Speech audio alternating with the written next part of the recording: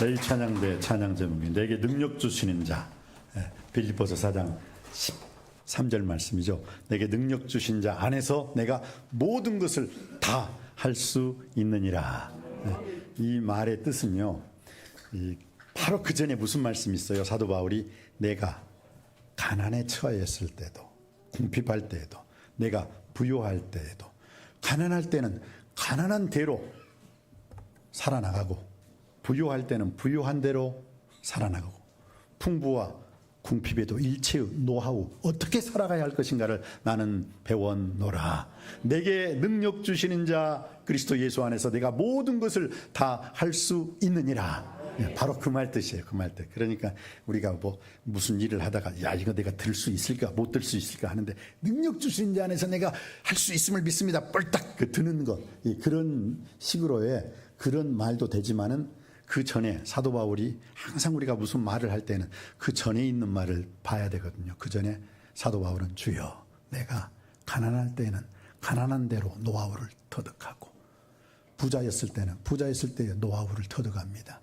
내가 평안할 때는 평안한 대로, 내가 환난과 핍박받을 때는 환난과 핍박받는 그 속에서도 내게 능력 주시는 자 그리스도 예수 안에서 내가 그 모든 것을 다 할 수 있습니다. 할렐루야. 그 뜻이에요. 그 뜻. 그러니까 여러분이 어떤 상황에 처했던 치더라도 여러분은 다 예수 안에서 일어날 수 있게 될 줄 믿습니다. 그래서 오늘 그 뜻으로 여러분이 오늘 제가 레위 찬양대 은혜를 받았어요. 여러분들도 그 은혜의 삶을 누리시길 바랍니다. 오늘은 8.15 기념주일이죠. 81년. 그러니까 그 8.15에 태어난 사람은 지금 몇 살? 81살. 81살. 팔싹둥이 이제 그렇게 말씀을 하는데요. 8.15 기념주의를 통해 가지고 우리가 광복절이라고 하는데, 광복절이란 뜻이 무엇입니까? 빛날 광, 회복할 복. 그러니까 빛을 회복했다. 다시 빛을 회복했다. 일제 36년이라는 강점기, 일제의 노예 생활에서 우리가 나라를 되찾는, 주권을 되찾는 날이다. 그러니까 광복절. 그러면 1945년 8월 15일 이전에는 뭐예요?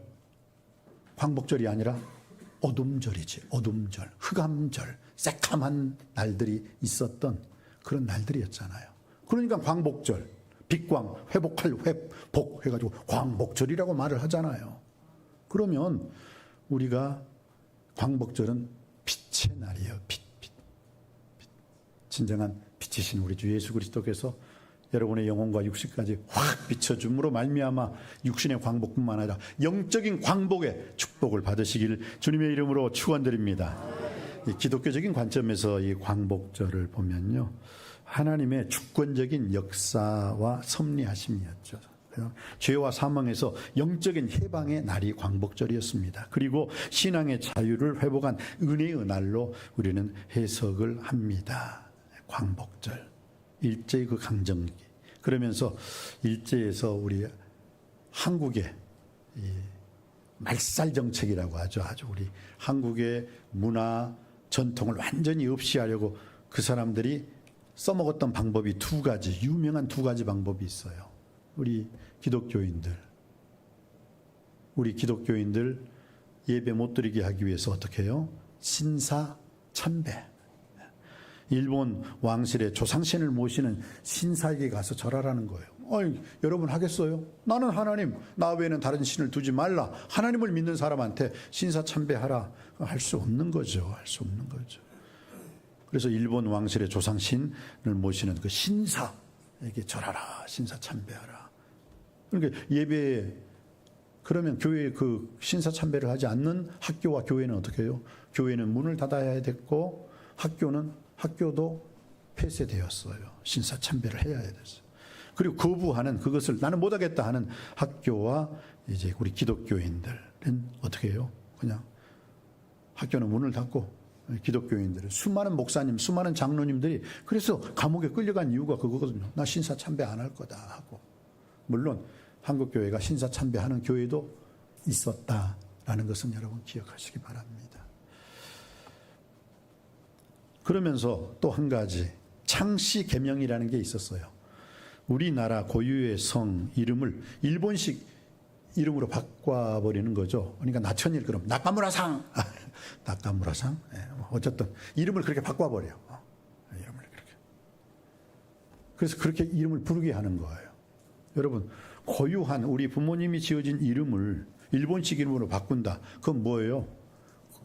겉은 뭐예요? 한국인인데 속은 일본 사람으로 바꾸는 그런 작업을 이들이 했다라는 거예요.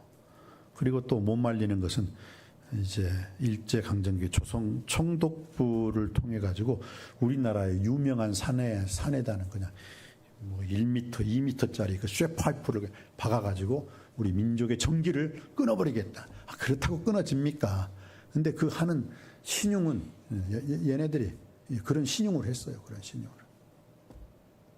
그래. 참 밀정이라는 그 우리 일제 36년 그 강점기에 있는 그 밀정이라는 영화가 만들어졌어요. 그런데 참 일본 사람들한테 끌려가고 일본 순사한테 끌려가고 독립투사들이 일본 군에 의해서 죽는 거, 그것은 뭐 나라를 위해서 죽는 건데 제일 슬픈 게 뭔지 아셨습니까? 그게 끈앞을 어떻게 깊숙이 숨어있는 뒷동산에 숨어있고 지하에 숨어있는 그 독립군들을 알려주는 놈이 누구였냐? 누구였어요? 일본 사람이 아니었어요. 바로 그 동네 그 사람하고 친하게 지낸 사람들, 한국 사람이었다는 거예요. 그 사람들을 우리는 뭐라고 부릅니까? 친일파. 친일파. 일본하고 딱 붙어가지고 저 독립군이라고, 독립군. 그래서 그 놈들은 잘 먹고 잘 살았어요. 지금도 잘 먹고 잘 사는 인간들이 그 인간들이에요. 어떻게 뿌리를 못 뽑아. 6.25 이 시대 이후에도 여전히 이유가 있었어요. 왜? 그네들이 동네, 사무소, 학교, 행정 선물을 걔네들이 다 잡고 있으니까. 걔네들 도움이 없이는 이 행정 선무가 이루어지질 않는 거야. 그러니까 어쩔 수 없이 저놈이 친일파라는 것을 알면서도 쓰는 거야. 왜? 다른 사람들은 거기에 대해서 제대로 뭔가 작성이 안 되니까. 그럼 지가 좀 나라가 바뀌었으면 이제 회개하고 참마음으로 해야 되는데 긁어먹고 또 긁어먹고. 그러니까 참 우리가 그 친일파에 대해서는 역사의 심판을 받는 날이 있을 것입니다만은 밀정이라는 영화를 통해서 그 친일파 잡았어요. 해방이 되고 난 다음에 재판석에 딱 올렸어요. 그리고 많은 사람들한테 지탄받고 어떻게 똑같은 동족이 똑같은 동족을 똑같은 민족이 똑같은 민족을 똑같은 한국 사람이 똑같은 한국 사람 애국자들을 그렇게 많이 죽인 이 나쁜 놈. 그러면서 많은 사람들한테 질타당하고 구타당하고 했을 때 그가 오히려 목에 힘을 주면서 뭐라고 말한지 아세요? 독립될 줄 알았나? 내가 독립될 줄 알았으면 내가 그렇게 나쁜 짓 하겠어요? 한국은 끝까지 독립되지 않을 것이라는 그 단단한 사고방식이 그 머릿속에 꽉 박혀 있었기 때문에 그 나쁜 짓을 할 수 있었던 거예요. 이게 무서운 거예요. 물론 그것은 역사의 어떤 다시 한번 재조명과 심판이 필요한 얘기입니다만 바로 이 8.15 기념 광복절을 맞이해서 우리가 한번 생각해 볼 수 있는 것은 하나님께서 이 신사참배라는 것, 창시계명이라는 그 속에서도 우리 그리스도인들은 끝까지 믿음의 길을 걸을 수 있었고 말씀의 길을 걸을 수 있었고 기도의 길을 걸을 수 있었다는 것, 바로 그것이 오늘 이 시대 우리가 이 자리에서 마음껏 예배하고 있는 이유인 줄 믿습니다. 사랑하는 성도 여러분, 진짜 애국은요 기도하는 사람이에요. 기도하는 사람. 결국은 일제가 기도하는 우리 한국 교회를 말살시키지 못했고 결국 한국은 기도하는 사람들에 의해서. 그래서 1910년이 무슨 날이에요? 한일 합방. 억지로 합방을 시켜버렸어. 억지로 합방을 시켜. 우리가 싫다고 하는데도 지네들이 억지로 합방시키고 난 다음에 그게 1910년이에요. 그리고 1945년, 즉 36년이라는 일제 강점기를 통해서 우리는 노예 생활을 했던 거예요. 우리의 성도 잃어버리고 우리의 문화도 잃어버리고.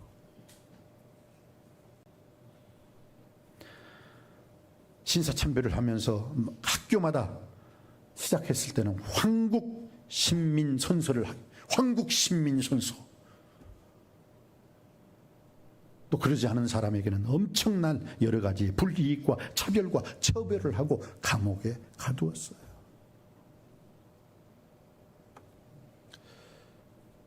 그럼에도 불구하고 우리가 지금 이 자리에 있었던 것은 뭐라고요? 그래도 하나님 아버지 앞에, 죽음 앞에서도 주님, 이 나라의 민족, 대한독립 만세, 유관순 열사와 같은, 주기철 목사와 같은 일사각오 정신으로 나라를 지켰고 교회를 지킨 바로 그분들이 있었기에 오늘 이 자리에서 우리는 8.15 기념주일 예배를 드리고 있는 줄 믿습니다. 이스라엘 백성들에게는, 우리는 36년입니다만 이스라엘 백성들은 몇 년? 430년이라는, 이건 뭐 그냥 엄청난 기간 동안에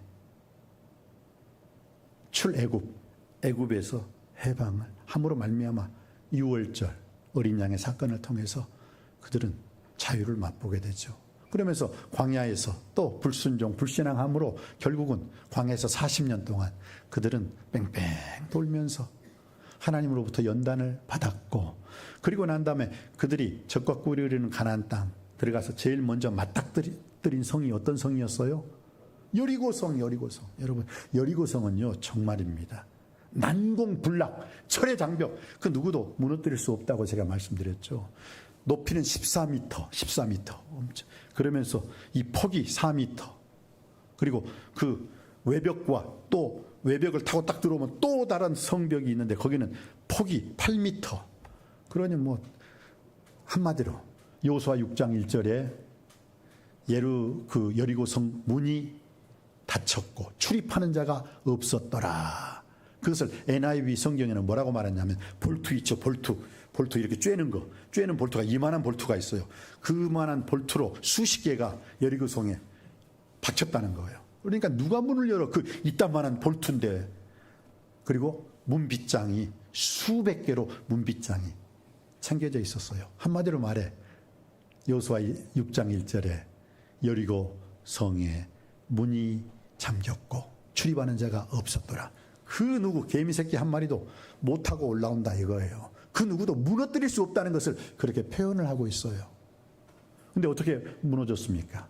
이스라엘 사람들은 선 경험, 미리 경험을 했어요. 어떻게 해요? 여리고성 전에 요단강을 건너야지 여리고성을 들어갈 수 있으니까. 요단강에서 그들이 체험하고 경험한 게 뭘까요? 하나님, 요단강이요 뭐 그냥 조그마한 개천 같아요, 평상시에는. 그리고 물이 좀 더러워요. 깨끗지 못해요. 그런데 물이 범람한 그 물이 가장 넘칠 때는 2, 3m도 아니요 5m 이상으로 물이 찰랑거려요. 그러니까 그걸 도저히 넘을 수 없는데, 그렇게 물이 찰랑거리는 그 깊고 깊은 요단강물을 이스라엘 백성들이 어떻게 건넜습니까? 하나님, 홍해 갈랐듯이 바다를 육지처럼 건너겠습니다 했을 때 하나님께서는 그 방법을, 모세에게 주었던 방법을 쓰지 않고 어떻게 했다고요? 여호와의 레위 제사장들이 여호와의 율법궤를 들고 메고죠. 메고 거기를 밟아라. 그럼 갈라질 것이다. 그러니까 이스라엘, 아니 갈라지게 해주면 건네겠다니까요. 그러니까 하나님께 아니 밟으면, 너희들이 그 요단강물을 밟으면 갈라지게 된다니까. 그때 어떻게 했어요? 그네들은 우리가 지금 뭔가 잘못 생각했구나, 하나님 말씀 순종하자 하고 어떻게 해요? 여호와 율법궤를 메고 제사장 레위인들이 거기를 밟았을 때 어떻게 해요? 물을 밟으니까 밟으면서 물이 촥 해가지고 완벽하게 요단강물이 갈라지는 역사가 일어난 줄 믿습니다. 그걸 체험했어요. 언제? 여리고성을 무너뜨리기 전에 우리가 믿음으로 길을 걸어간다면 반드시 하나님께서는 믿음의 역사를 이루어 주신다라는 것을 체험하게 된 거예요. 그러니까 여리고성 그걸 딱 보면서 그 다음에 하나님께서는 여리고성 매일 한 바퀴 돌아라. 마지막 7째 날에는 7바퀴 돌아라. 그러면서 딱 한 가지 노하우를 가르쳐 주죠. 절대로 들리지 말아라. 무슨 뜻이에요? 들리지 말라. 절대로 소리 내지 말아라. 아니 여리고성 돈다고 무너져? 이거 웃기지네. 하나님 돌았나? 우리가 돈 사람인가? 어떻게 이것을 이성적으로 이해가 안 간다. 근데 하나님께서 미리 딱 약속하셨어요. 절대로 소리 내지 말아라. 그러니까 말하지 말라는 거예요. 입술 딱 채우고 믿음의 죄 온전케 하신 하나님 말씀에 순종하고 앞으로 나아가라. 근데 이스라엘 백성들이 거기에 얼토당토 않는 말에 순종할 수 있었던 것은 뭐예요? 요단강에서 체험을 했어요. 밟으라 그러니까 밟으니까 갈라지거든요. 아, 하나님의 역사는 순종하는 데 있구나. 순종이 제사보다 낫구나. 할렐루야 하고 한 바퀴, 두 바퀴, 세 바퀴, 마지막에는 몇 바퀴, 7바퀴 돌았잖아요. 그런데 마지막 날은 어떻게 해요? 소리를 지르라. 양각 나팔 소리를 7제사장 그 7양각 나팔을 불어라. 그러면서 소리를 지르라고 했어요. 그랬을 때 그들은 마지막 날에는 입 딱 다물었던 그들이 뭐예요? 소리를 질렀어요. 아마 그 소리가 저는 기도라고 생각해요. 그 소리가 찬양. 내 입술을 넓게 열라 내가 채우리라. 하나님이 채워주신 줄 믿습니다. 우리의 광복도 하나님께서 허락해 주셨기 때문에 광복절을 맞이하게 된 줄 믿습니다. 바로 그것은 우리 선조들이 믿음의 길, 말씀의 길, 기도의 길을 걸어 들어갔기 때문인 줄 믿습니다. 그랬을 때 오늘 이 시대도 마찬가지입니다. 우리가 믿음의 길, 말씀의 길, 기도의 길을 걸어갈 때 우리의 모든 어둠의 역사는 광복, 밝은 빛으로 회복되는 역사가 일어나게 될 줄 믿습니다. 왜요? 예수님이 빛이시기 때문입니다. 하나님이 빛이시기 때문입니다. 요한일서 1장 5절 보세요. 하나님은 빛이시라 그에게는 어두움이 조금도 없으시니라. 요한복음 8장 12절에 예수 그리스도께서도 말씀하셨습니다. 나는 세상의 빛이니 모두들 나를 따르라. 나를 따르는 자는 어둠에 거하지 아니하고 생명의 빛을 얻으리라. 이게 진정한 영적인 육적인 광복절의 의미인 줄 믿습니다. 빛이신 하나님으로 더불어 빛이신 예수님으로 더불어 우리가 광복절 81주년 이 기념 감사 예배를 드린다면 이제는 우리 후손들에게는 이전보다 더 나은 더 좋은 더 복된 광복의 의미를 전해줄 수 있게 되길 주님의 이름으로 축원드립니다. 그렇습니다. 이 모든 것이 진짜 애국자는 기도하는 사람이라고 그랬죠.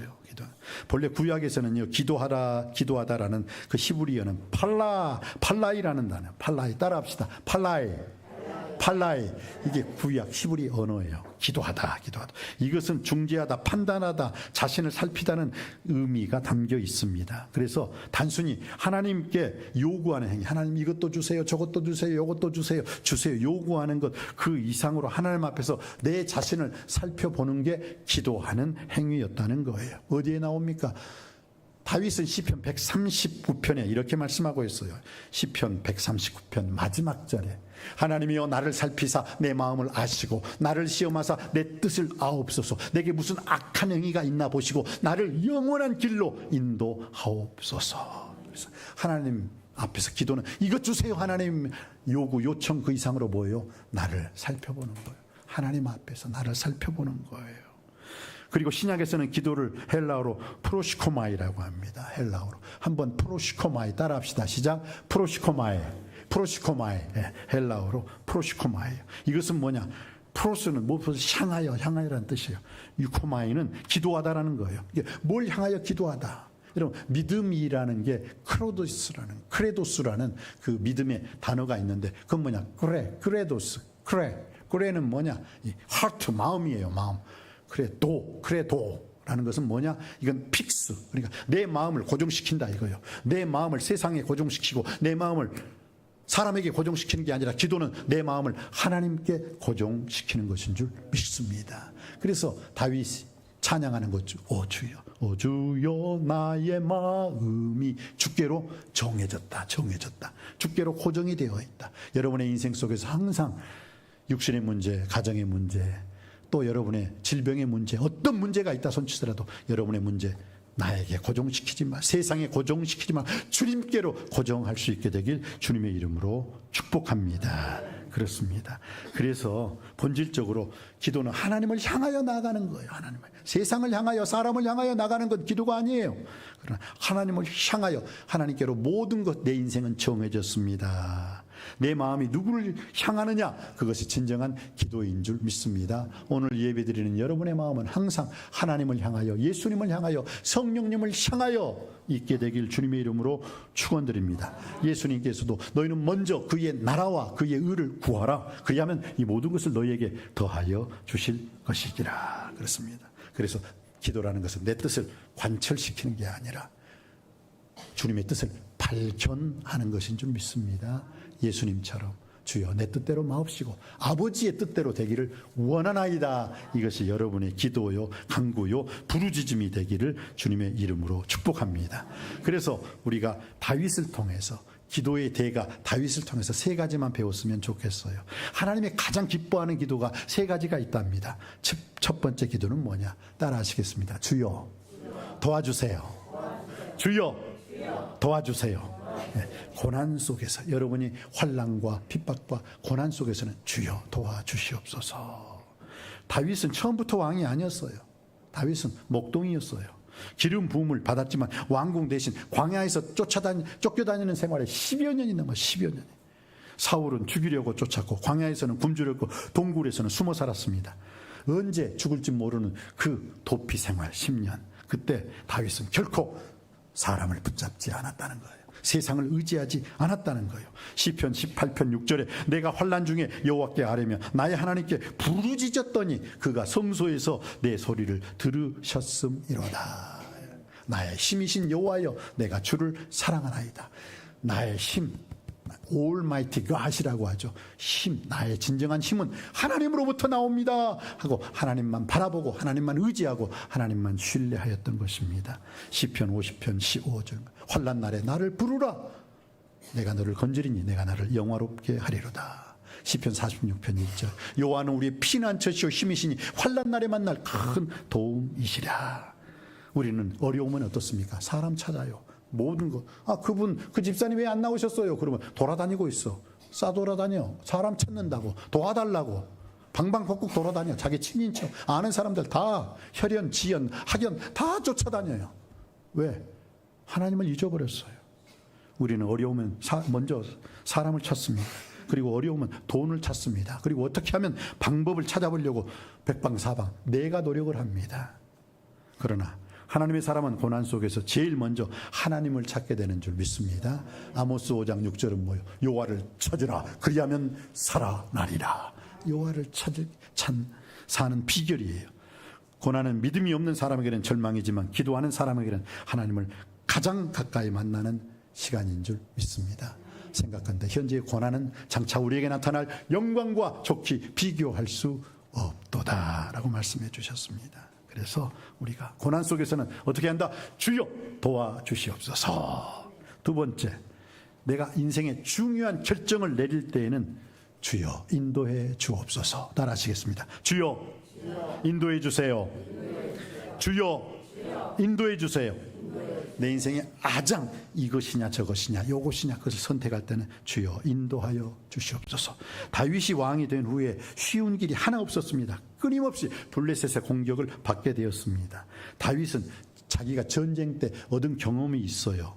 다윗은 항상요, 사무엘하 5장 19절에도 주여, 올라가리까, 이 올라가다라는 말은 전쟁한다는 용어거든요. 전쟁용.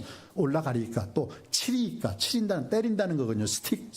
근데 그 치리까, 주여 제가 치리까, 올라가리까, 이건 전쟁하러 올라갈까요? 그 뜻이에요. 주여 내가 치리까, 저 지금 대적들을 때릴까요? 치리까. 이게 전쟁 용어라고 해요. 전쟁 용어.